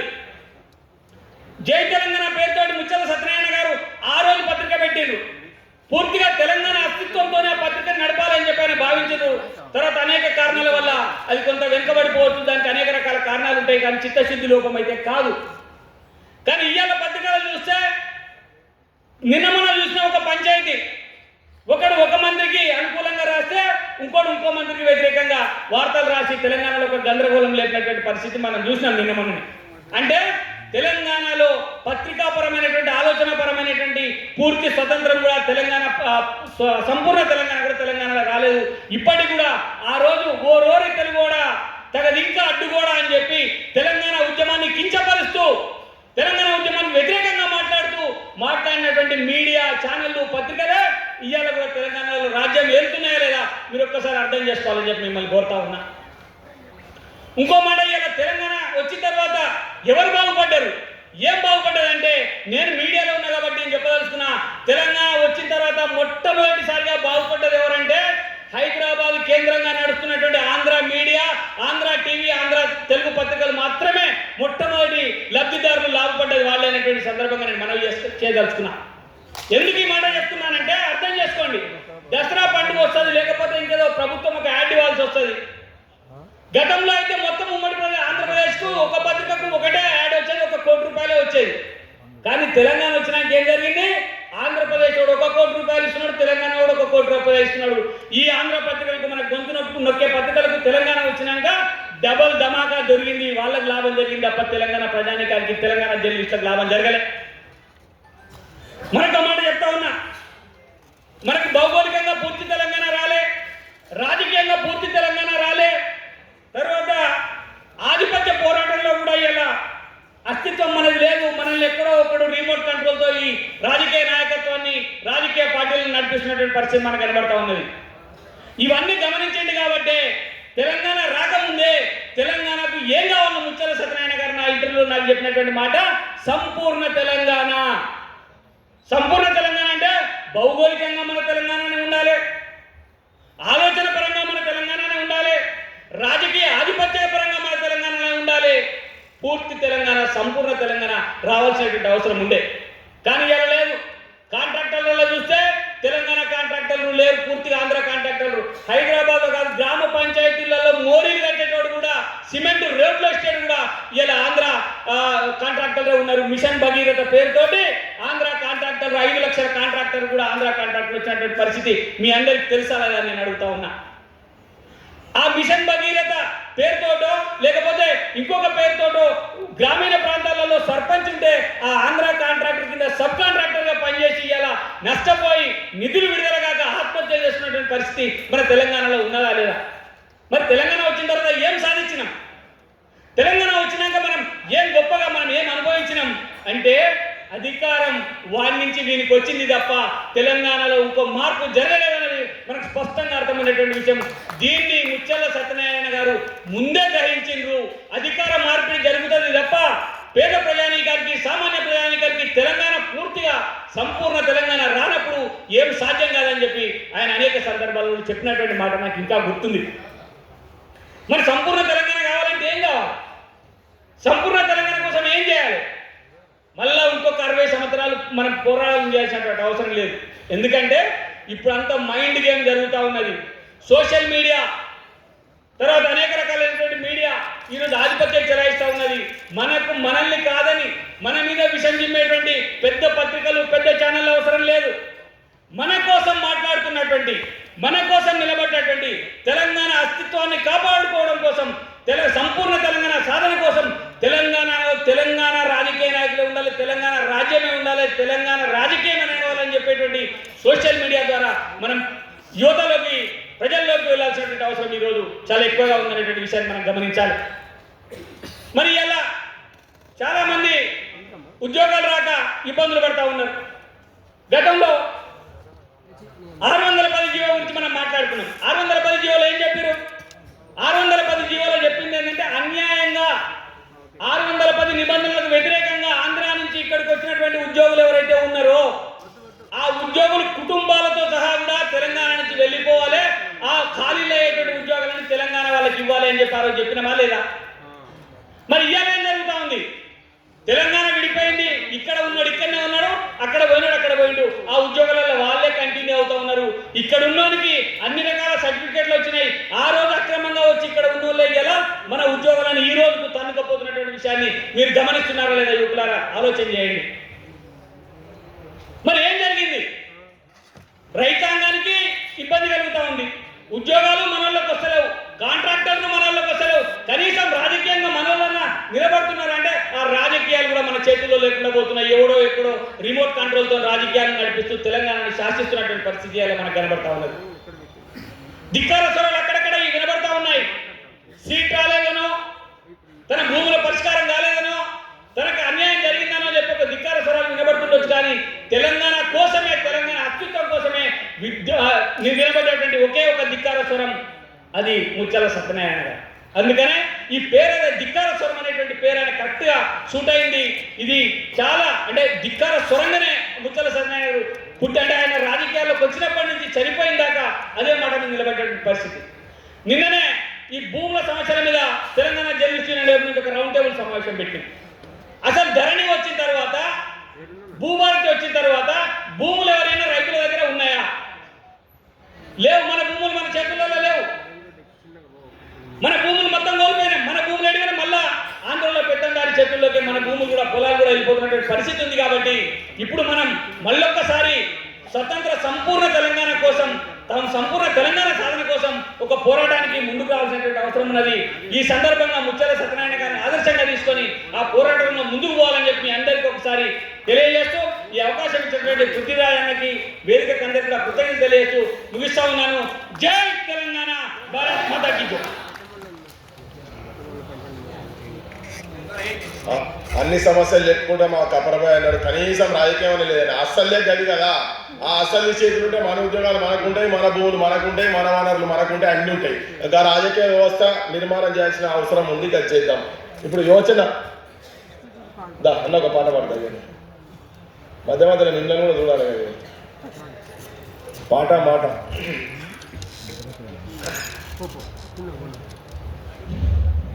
తలబండిన యోధునికి మరి అంతే తలపండిన మహాయోగులందరూ మరి మేధావులు చాలామంది పెద్దలు జయవీరు తిరుమలరావుతో సాతో సహా పి చంద్ర గారు చాలామంది పెద్దలందరూ మరి మాట్లాడితే అర్థం ఉంటుంది. మాలాంటి వాళ్ళు అన్న కొంచెం సభ డిస్టర్బ్ అవుతుంది, అందరూ ముందు కూర్చుంటే బాగుంటుంది ప్లీజ్ దయచేసి. సత్యనారాయణ గారి గురించి మేము మాట్లాడడం కంటే వినడం గొప్ప అవకాశంగా భావిస్తున్నాం. అతని చరిత్ర పుస్తకం చదివాం కానీ అతన్ని చూసిన వాళ్ళు మాట్లాడుతుంటే నిజంగా కూడా అది గొప్ప త్యాగం. మొట్టమొదటి తొలి దశ ఉద్యమంలో ఒక కవిగా పాటగాడిగా మరి ఈ సమాజానికి నిజంగా కూడా పృథ్వీని కనుక లేకపోతే ఎవరి చరిత్ర వాళ్ళు చెప్పకపోవడం కూడా ప్రమాదమే. పృథ్వీని లాంటి బిడ్డలు లేకపోతే మరి చాలామంది చరిత్రలు కూడా వెనుకబడిపోయిన సందర్భమే. సర్వదేవర పట్ల రామనాథం చరిత్ర కూడా చాలా లేటుగా తెలిసింది. సుందరయ్య కంటే ఎక్కువ పువ్వులు వంచిన వ్యక్తి, రాసేవాళ్ళు ఉండాలి. ఇవాళ ఆ చరిత్ర తీయాలి. ఈ చరిత్ర తీసినంటే పృథ్వీకి నిజంగా కూడా హెడ్స్ ఆఫ్ ఎవరి తల్లిదండ్రులని చరిత్రలో తల్లిదండ్రులు మనం బయటకు తీసుకురావాలి. అట్లా నేను మొదటిసారి పాట రాయాల్సిందే ఫస్ట్ పోయిన సంవత్సరం, కానీ కొన్ని నాకున్న పర్సనల్ ప్రాబ్లం వల్ల రాయలేదు. ఈసారి కూడా లేటుగా తెలిసింది నాకు సభది. అందుకే సత్యనారాయణ గారి మీద నా వరంగల్ జిల్లా వాసిగా మీ గర్వంగా చెప్పుకోండి. ఎవరాయనా ఏ ఊరాయనా, ఎవరాయనా ఏ ఊరాయనా, ధిక్కార గొంతై ఉదయించెనా. ఎవరాయనా ఏ ఊరాయనా, ధిక్కార గొంతై ఉదయించెనా. పెద్దాయన ఓరు కొద్దాయన, పెద్దాయన ఓరు కొద్దాయన, తెలంగాణకు బాటసారాయన. పెద్దాయన ఓరు పెద్దాయన, పెద్దాయన ఓరు పెద్దాయన, తెలంగాణకు బాటసారాయన. తొలి దశ పోరును మలి దశ పోరును, తొలి దశ పోరును మలి దశ పోరును, పరుగులెత్తించిన పాటాయన. ఎవరాయనా ఎవరాయనా ఏ ఊరాయనా, ఎవరాయనా ఏ ఊరాయనా, ధిక్కార గొంతై ఉదయించెనా. ఎవరాయనా ఏ ఊరాయనా, ధిక్కార గొంతై ఉదయించెనా. మచ్చెల్ల సత్యనారాయణ పాటింటే ముచ్చెమటలే పట్టిన. ముచ్చెల్ల సత్యనారాయణ పాటింటే ముచ్చెమటలే పెట్టిన. కాలమే కరవాలమై లేచెను, కాలమే కాలమే కలమే కరవాలమై లేచెను. ఆ కంఠములో పెనుమంటలే ఎగిసెను. కలమే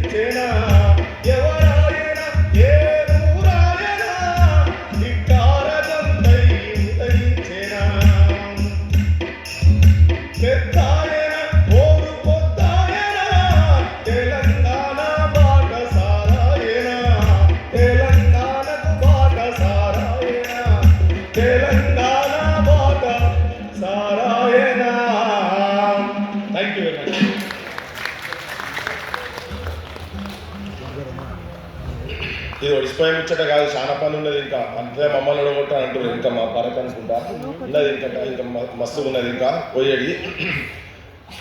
మా విమలక్క ఇంకా మాతో మాట్లాడితే రాదు అని అంటుంది. తెలంగాణ బతుకమ్మలు ఇద్దరు ఇక్కడ కూర్చొని ఉన్నారు, పెద్ద బతుకమ్మ విమలక్క. మా ఇక్కడ ఇంకో బతుకమ్మ కూడా మామూలు బతుకమ్మ కాదు, గూడూరు నారాయణ స్వామి గారి పేరు విన్నారు ఎప్పుడైనా? తెలుసా? ఎవరు ఎవరు ఎవరు గూడూరు నారాయణ స్వామి గారు తెలుసా? అరే నిజాం మీద బాంబు వేసినోడు భయ్, గదే చరిత్ర మనకు కావాల్సింది. నిజాం మీద బాంబు వేసిన ధైర్యశాలి ధీశాలి ఓ బిడ్డ ఇక్కడ ఉన్నది, కన్న బిడ్డ ఇక్కడ ఉన్నది. మా అక్క ప్రొఫెసర్ మనోజ గారు చాలా మంది ఉన్నారు ఇంకా మాట్లాడేవాళ్ళు.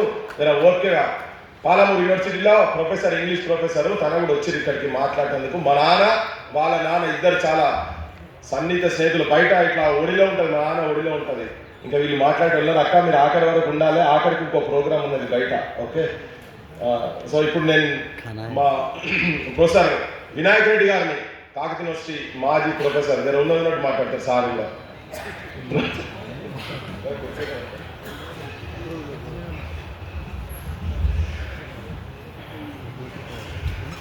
అధ్యక్షుడు పృథ్వీ మిత్రుడు, పెద్దలందరికీ నమస్కారం.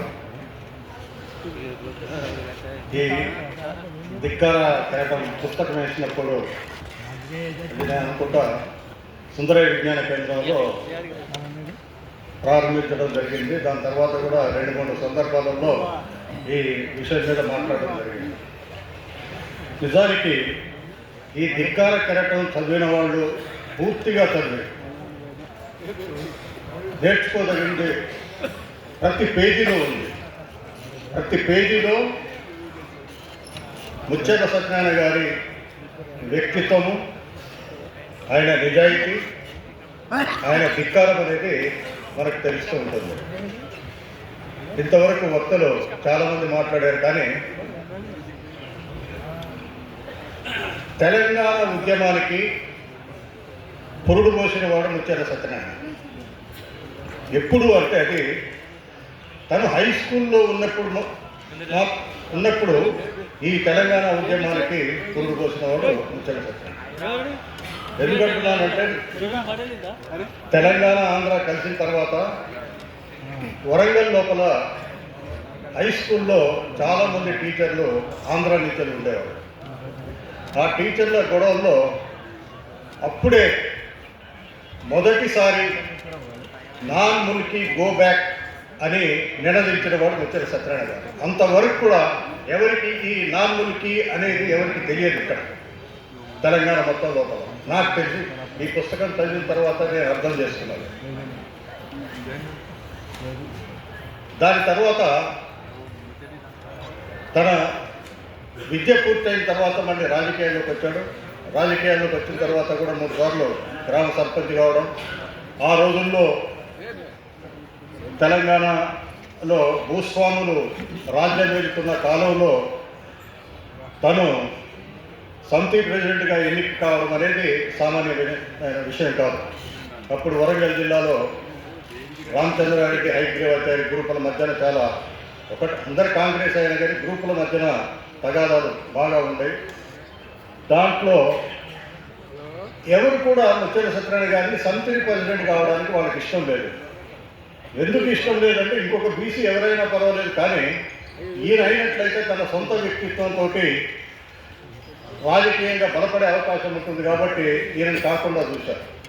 కానీ ఈయన వ్యక్తిత్వం, ఈయన నాయకత్వంలో అప్పుడు గ్రామాల సర్పంచులు ఈయనకి మెజారిటీ ఓట్లు ఇచ్చి సమితి ప్రెసిడెంట్ చేయటం జరిగింది.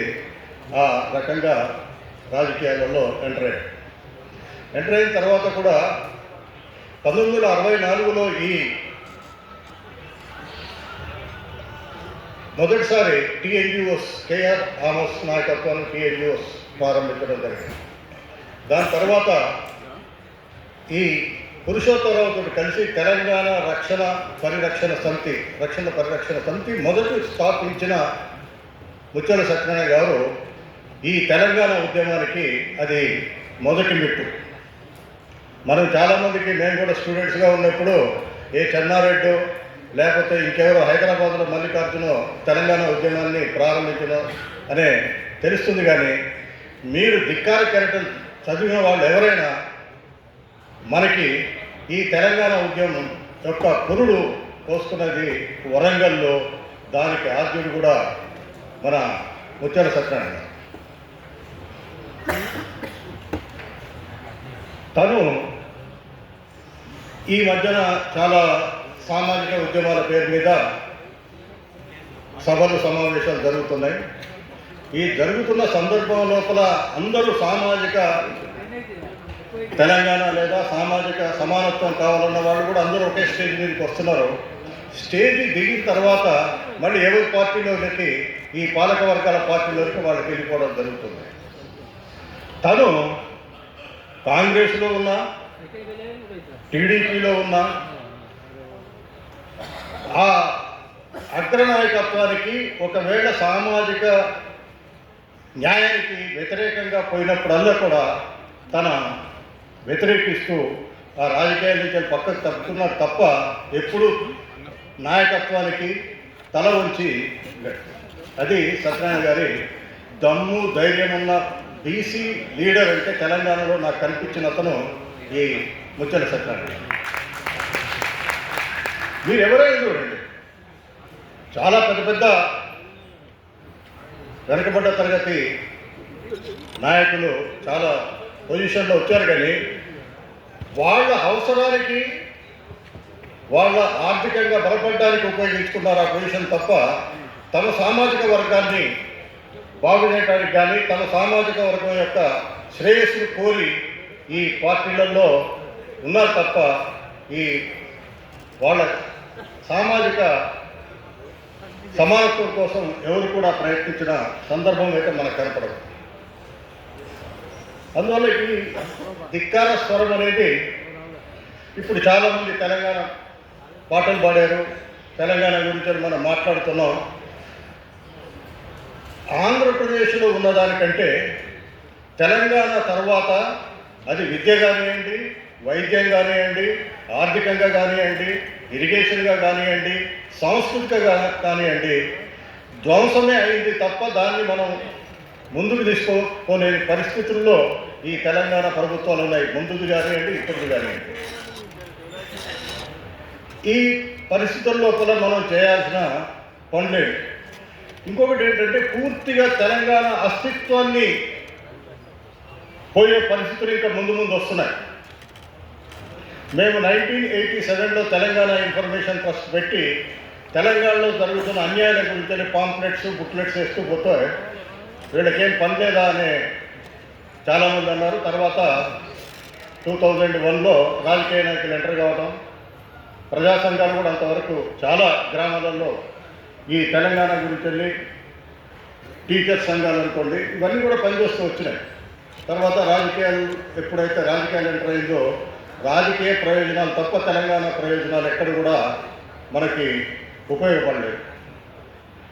ఇప్పుడు ముందు వచ్చే ప్రమాదం ఏంటంటే చాలామంది వినుంటారు, ఈ తెలంగాణని రెండవ రాజధానిగా అంటే హైదరాబాద్ని రెండవ రాజధానిగా చేయాలని, రెండవ రాజధాని చేసిన తర్వాత అది ఎప్పుడైతే కేంద్ర ప్రభుత్వం చేతిలోకి పోతుందో అది ఆటోమేటిక్గా యూనిట్ టెరిటరీ అవుతుంది.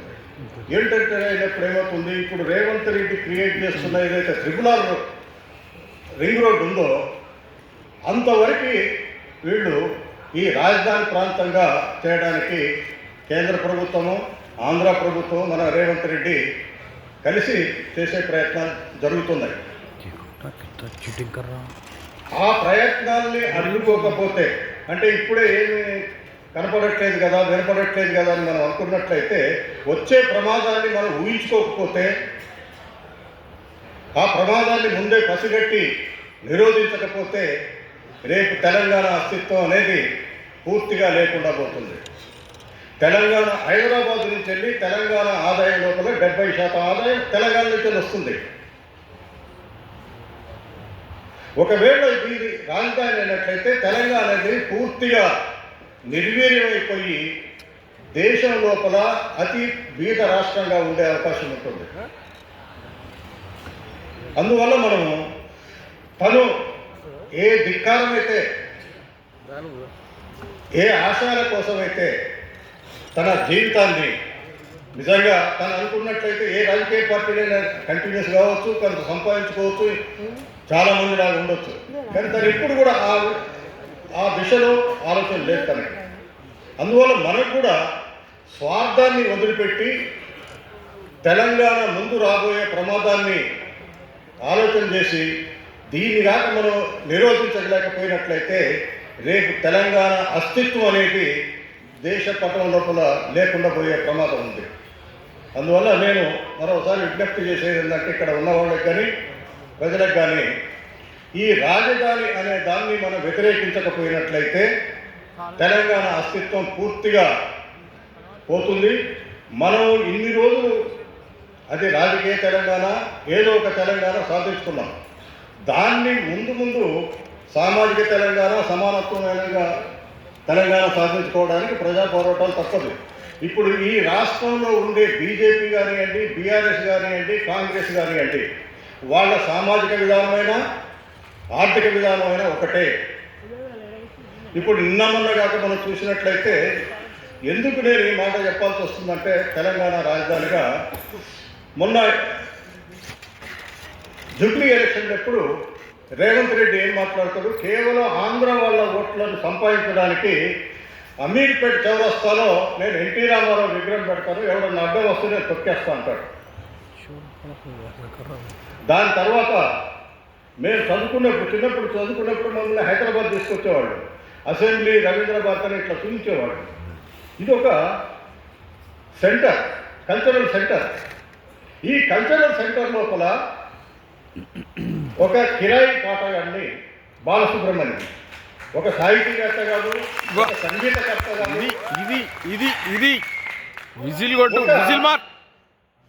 తెలంగాణ సంస్కృతి మీద దాడి ఇక్కడ విగ్రహం పెట్టడం అంటే మరొకటి కాదు. అయినా కానీ మన దగ్గర రాజకీయ నాయకులు కానీ ఇంకా ఇతరులకి ఇంకా చలనం రావట్లే. అది ఒక సూచిక. నిజంగా మన వాళ్ళు కూడా దాశరథి ఉన్నాడు, కాళోజీ ఉన్నాడు, ఎంతోమంది సాహితీవేత్తలు ఉన్నారు, గద్దర్ లాంటి వాడు ఉన్నాడు, ప్రపంచ. కానీ తెలంగాణ ఆంధ్రలో ఎక్కడైనా మన వాళ్ళది ఒక్క విగ్రహం లేదు. అందువల్ల నేను చెప్పేది ఏంటంటే రేపు వచ్చే ప్రమాదాన్ని ముందే ఊహించాలి. ఊహించకపోయినట్లయితే ముత్యాల సత్యనారాయణ గారు మొదటి పాట ఖమ్మంలో పాడిన పాట ఏదైతే ఉందో ఆ పాట నేను పాడలేరు కానీ తెలంగాణ సోదరు ఖమ్మంలో పాడాడు కదా, ఖమ్మంలో సంజయ్ రెడ్డి తెలంగాణ సోదర మాజీ జారిపాట అదే ఖమ్మము 1960 రవీంద్రనాథ్ దాని పాట. అంటే మనం కాక మన విషయాన్ని మనం తెలుసుకోకపోయినట్లయితే మనం మోసపడతాం అనేది ఆ పాట యొక్క తెలంగాణ సోదర అనేది. అందువల్ల ఈ విషయాన్ని మీరు తీవ్రంగా పరిగణించి ఈ రాజధాని అనే కాన్సెప్ట్ని ఒకటే చెప్తున్నాను, అన్ని పార్టీల యొక్క విధానం ఒకటే. అది రేవంత్ రెడ్డా, కేసీఆరా, రేపు వినాయక రెడ్డి వస్తాడా, ఎల్లయ్య వస్తాడా, పుల్లయ్య వస్తాడా మనకు సంబంధం లే. వాళ్ళు పాలకవర్గ పార్టీలు. దానికి ఒక ఉదాహరణ చెప్తాను. 1953లో ఎస్ఆర్సీ కమిషన్ ఇచ్చారు, స్టేట్ రిఆర్గనైజేషన్ కమిటీ. అప్పటికే ఆంధ్ర వాళ్ళు తెలంగాణని కబలించడానికి ప్రయత్నం చేస్తున్నారు. అప్పుడు ఈ ఫజల్ కమిషన్ చెప్పింది ఏంటంటే ఒకవేళ తెలంగాణ వాళ్ళకి ఇష్టం లేకుండా కలపడం సరైనది కాదు. 1961 లోపల ఎలక్షన్లు అయిపోయి ఎలక్షన్లో గెలిచిన ఎమ్మెల్యే లోపల 2/3 మెజారిటీ కాక యాక్సెప్ట్ చేస్తే మాత్రమే కలపాలని ఆ కమిషన్ యొక్క రికమెండేషన్. కానీ ఇప్పుడు జరిగింది ఏంటి, వాళ్ళు ఆ రికమెండేషన్ పక్కన పడేసి ఆంధ్ర లాబీ ఢిల్లీ మీద తన వాళ్ళ ప్రభావం చూపించగలరు. 1955లోనే తెలంగాణ ఆంధ్రాని కలిపేసి ఎట్లా కలిపేశారో చూసాం. ఇప్పుడు కూడా ఆంధ్ర లాబీ మన తెలంగాణ వాళ్ళు ఇప్పటికీ ఏ రాజకీయ పార్టీలో ఉన్నా కానీ ఢిల్లీ రాజకీయాల్ని ప్రభావితం చేసేవాళ్ళు లేరు. అదే ఆంధ్రాలో చూడండి, ఆంధ్ర ప్రతి రాజకీయ పార్టీ యొక్క నాయకులు ఢిల్లీని రాజకీయాల్ని ప్రభావితం చేసే అవకాశం ఉంది. అందువల్ల మనం దీన్ని తేలికగా తీసుకోకుండా ఈ రాజధాని యూటీ. అప్పుడు ఈ హైదరాబాద్ లేకుండా తెలంగాణ ఒక శరీరమైనట్లయితే, హైదరాబాద్ను రాజధాని చేసినట్లయితే తలకాయ లేకుండా మొండెం బతకలేదు. కాబట్టి తెలంగాణ బతకాలి అంటే మనం హైదరాబాద్ని కాపాడుకోవాల్సిన అవసరం ఉందని, దానికి ముచ్చేడు సత్యనారాయణ గారి స్ఫూర్తి, ఆయన జీవితాన్ని పూర్తిగా చదివితే మనం ప్రజల కోసం ఏమైనా పనిచేయగలుగుతామనే ఆలోచన వస్తుందని ఈ అవకాశం ఇచ్చిన పృథ్వీరాజ్కి, మిత్రులందరికీ నమస్కారం.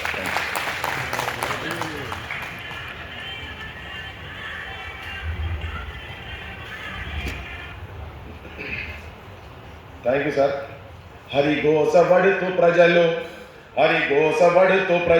వాళ్ళ సెల్లిపోతూ ఉంటే, హరిగోసబడుతూ ప్రజలు వాళ్ళ సెల్లిపోతూ ఉంటే, ఆరేసుకున్న చీర పారేసుకున్న మనసు, ఆరేసుకున్న చీర పారేసుకున్న మనసు అని పాటవాడి పట్టాభిషేకమేది రేవంత్ రెడ్డి మామ, రేవంత్ రెడ్డి మామ,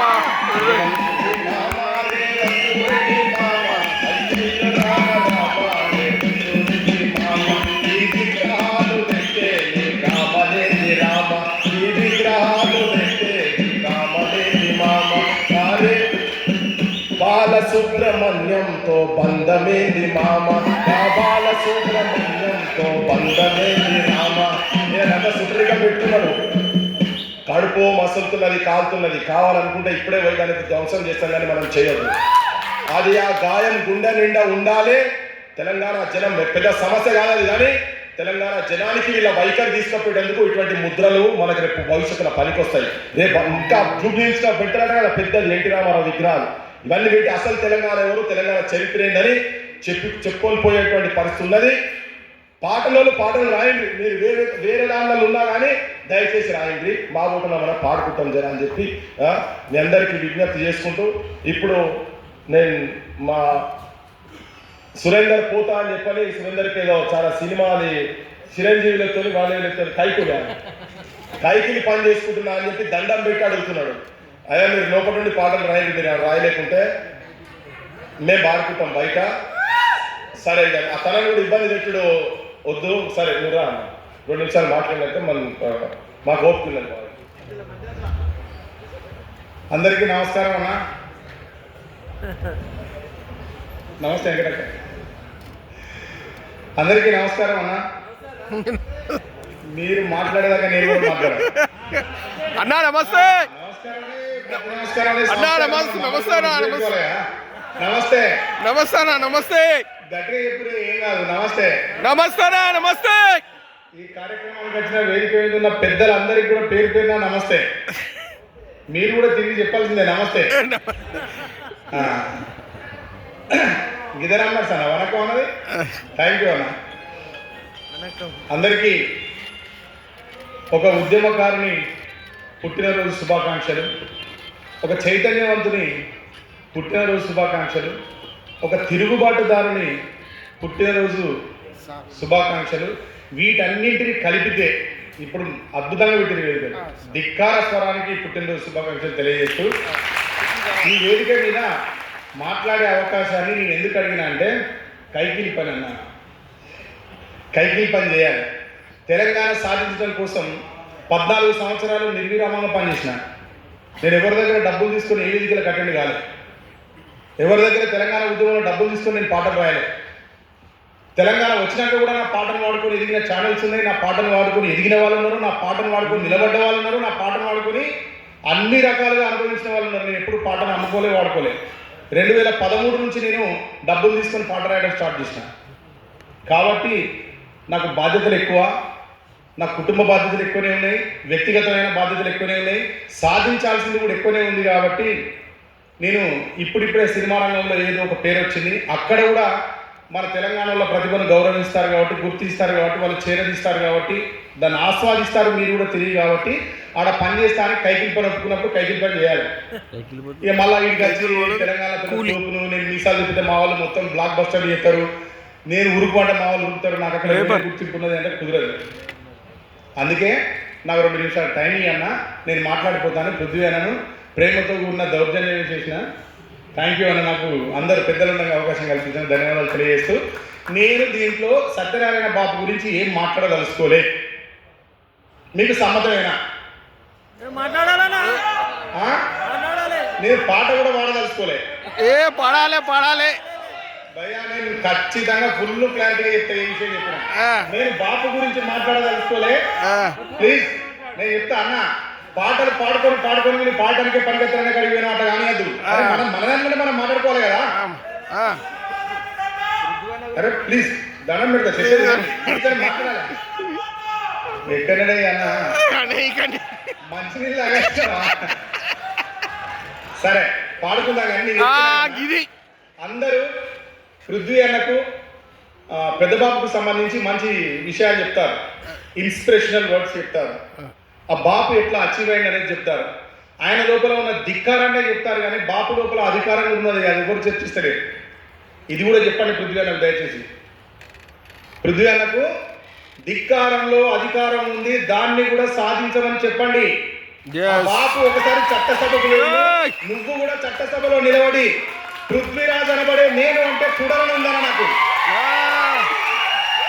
నువ్వు ఏదైనా గుర్తుపెట్టుకో.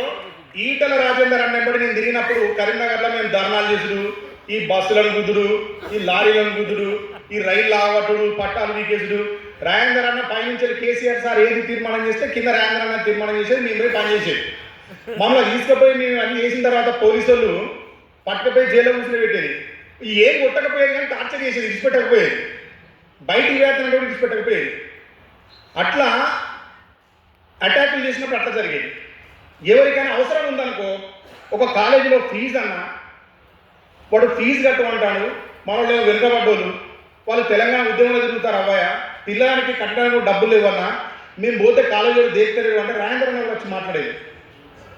రాజేంద్ర అన్న వచ్చి మాట్లాడినా కూడా కాలేజీడు 10,000 ఉందనుకో 500 తగ్గిస్తాను.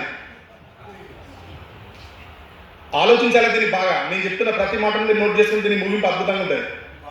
వాడు 500 తగ్గిస్తానే. రాజేంద్ర అన్న కూడా చేసేదేం లేక అడిగి నోరు పోగొట్టుకున్నాం తల్లి,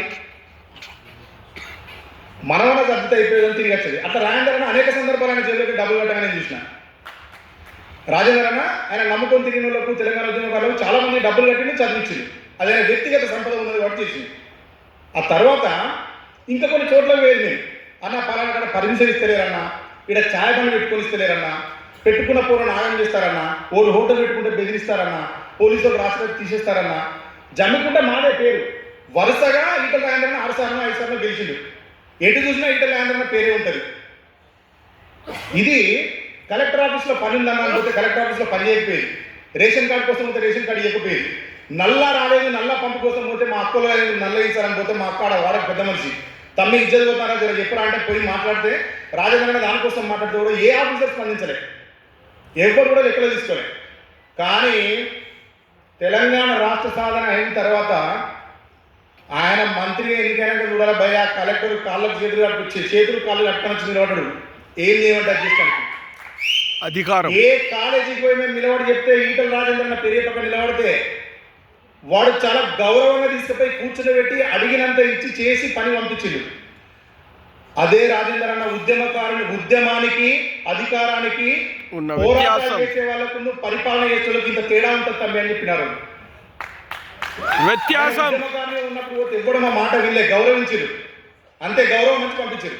కానీ అన్న మంత్రి పదవిలో కూర్చున్న తర్వాత గవర్నమెంట్ వచ్చినాక ఎక్కడికి అక్కడ ఏ పని చెప్తే ఆ పని చేసారు. కారణం ఏందన్నా అప్పటికిప్పటికట్టే ఇప్పుడు రాందన్నారు పవర్ తమ్మి. పవర్ అనేది సాధిస్తే ఇట్లా ఉంటుంది. అధికారం మన చేతుల్లో ఉంది కాబట్టి మనం చెప్తే వింటారు తమ్మి, లేకపోతే వినకపోతుండే అని చెప్పిండు. పృథ్వీ అన్న మీరు కూడా రాజేంద్ర అన్న లెక్క అధికారం సంపాదించాలి. అధికారం సంపాదించి అందరికీ దాన్ని సంపాదించడం ఎట్లనో కూడా మార్గదర్శనం మీరు అప్పుడు ఉండాలని కోరుకుంటారని ఈ విషయాన్ని చెప్పడానికే వచ్చిన. తండ్రి ఇప్పుడు మన దగ్గర సామెత ఉంటుందన్న, చెట్టోటైతే ఇత్తోటైతుందా, ఇత్తోటైతే చెట్టోటైతుందా. బాపు ఆల్రెడీ అద్భుతమైన వారియర్. ఆయన తెలంగాణ గురించి పాట రాసినప్పుడు ఆయనకు సమకాలీకులుగా ఉన్న వాళ్ళు, ఆయనతో పాటు కలిసి ట్రావెల్ చేస్తున్న వాళ్ళు, ఆయనతో పాటు ఉండి బతికిన వాళ్ళ టైం లైన్లో ఎవరు కూడా తెలంగాణ గురించి పాట రాయలే. ఇది ఎవరు తక్కువ చేయడానికి చెప్తలేదు నేను. ఏదో బాపను ఎక్కువ చేయాలని చెప్తాను నేను. ఆయనకు స్పృహ ఉన్నది, ఆ స్పృహ నీకు ఇన్బిల్ట్ వస్తుంది. వేప చెట్టుని ఎవరైనా వేపాకు తీసి నవ్వులితే చేతిగానే వస్తుంది భయ్య, కానీ దాంతోపాటు దాంట్లో నములుతా ఉంటే తీయ వస్తుంది అని చెప్తాడు వేమన. అట్లనే నీ లోపల నీ జీవితాన్ని చూసినామన్నా ఎంత ఎంత ఎంత ఎంత ఫీల్ అవుతాడు అన్న అంటే, ఎక్కడో ఇక్కడ బాలసుబ్రహ్మణ్యం గారి విగ్రహం పెడితే ఎవరు మాట్లాడలేదు. ఎవరు అనేదంటే నేను కూడా ఉన్నా, నేను ఎవరినో నిందించడం కూడా కాదు, దీంట్లో నేను కూడా ఉన్నా. పృథ్వీ అన్న నేను కూడా మాట్లాడలేదు.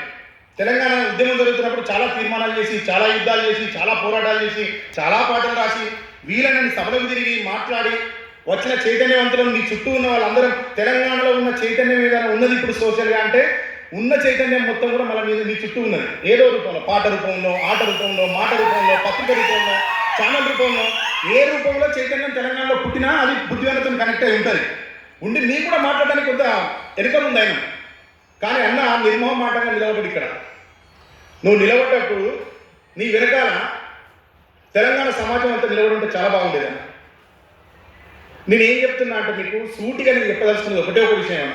ఇంత స్పృహ ఉన్న మీరు, ఇంత చైతన్యం ఉన్న మీరు ఒక కుర్చీలో కూర్చుని దాన్ని పంచడం అనేది చేస్తే చూడాలనే తమ్ముని ఒక స్వార్థంతోనే చెప్తున్నది తప్ప ఇది వేరే ఉద్దేశం ఏం లేదు.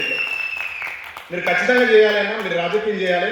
రాజకీయంగా మీ సీటు కోసం మీరు ఫస్ట్ చట్టసభలకు వెళ్ళాలని కోరుకుంటూ, ఇంత మంచి కొడుకుని కానీ మన అందరికీ అన్నగా, తమ్మునిగా, స్నేహితునిగా, మిత్రునిగా, శ్రేయభిలాషిగా పృథ్వీలను అందించిపోయినందుకు ముచ్చేత సత్యనారాయణ బాబుకు చేతులెత్తి దండం పెడుతూ ఈ కార్యక్రమానికి వచ్చిన మీ అందరికీ పేరు పేరున నమస్కరిస్తూ, ఈ వేదిక మీద అన్న ఆలోచన విధానాన్ని పంచుకోవడానికి ఇక్కడికి వచ్చినందుకు వేదిక ఉన్న పెద్దలందరికీ కృతజ్ఞతలు తెలియజేస్తూ, ఈ కార్యక్రమాన్ని యాక్చువల్గా నేను ఇక్కడ నుండి చేయాలి, నేను కైకిల్ పని చేయడం వల్ల చేయలేకపోయినా. నీ దగ్గరికి ఏం లేదు, దీనిలో వేరే మరణం ఏం లేదు, కైకిల్ పని ఒప్పుకోవడం వల్ల పోయినా. నేను గత నా పుట్టినరోజు నుంచి ఈ రోజు వరకు ఎడి తిరుగుతానో నాకు తెలుస్తుంది. వాడు ఎవడో ఎక్కడో తీసుకుపోతాను, అటైపోతానా, ఆడనే రాసులు ఇచ్చులు వచ్చిన ఇదే నడుస్తాను. కానీ ప్రతి సంవత్సరం నీ తండ్రి సమాజం గురించి ఆలోచిస్తే సమాజం ఎక్కడో ఒక చోట ఆయన గురించి చేయాలి. ఈ కార్యక్రమాన్ని వర్ధంతినో జయంతినో ఎవరు చేయలే. వైఎస్ రాజశేఖర రెడ్డి గారు చనిపోయినప్పుడు, ఆయన కంఠంలో ప్రాణం ఉన్నప్పుడు, ఆయన కుర్చీ మీద కూర్చున్నప్పుడు, ఆయన పరిపాలన చేస్తున్నప్పుడు, ఆయన అణచివేత చేస్తున్నప్పుడు అమ్మనాభూతులు తిట్టిన తెలంగాణ ప్రజలు కూడా ఆయన చచ్చిపోతే ఊరూరా ఒగ్గు కథలు కూడా చెప్పించారు, సంఘాల వారిగా చెప్పించారు.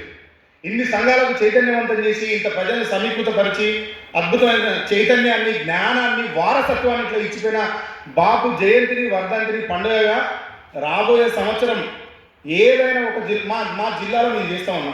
వరంగల్ జిల్లాలో మా కళాకారులందరి తరఫున నేను మాటిస్తున్నా, 100% ఈ వేదికని అక్కడ జరుపుతా. ఈసారి మీరు నా కోసం వరంగల్ టైం ఇవ్వండి బాపు జయంతికి. థ్యాంక్ యూ సో మచ్ అన్న, ఇంత ఓపికగా నా మాట విన్నందుకు. ఇక్కడ దాకా నన్ను ఆహ్వానించి నాకు ఎర్లీగా ఈ అన్న రెండే చరణాలు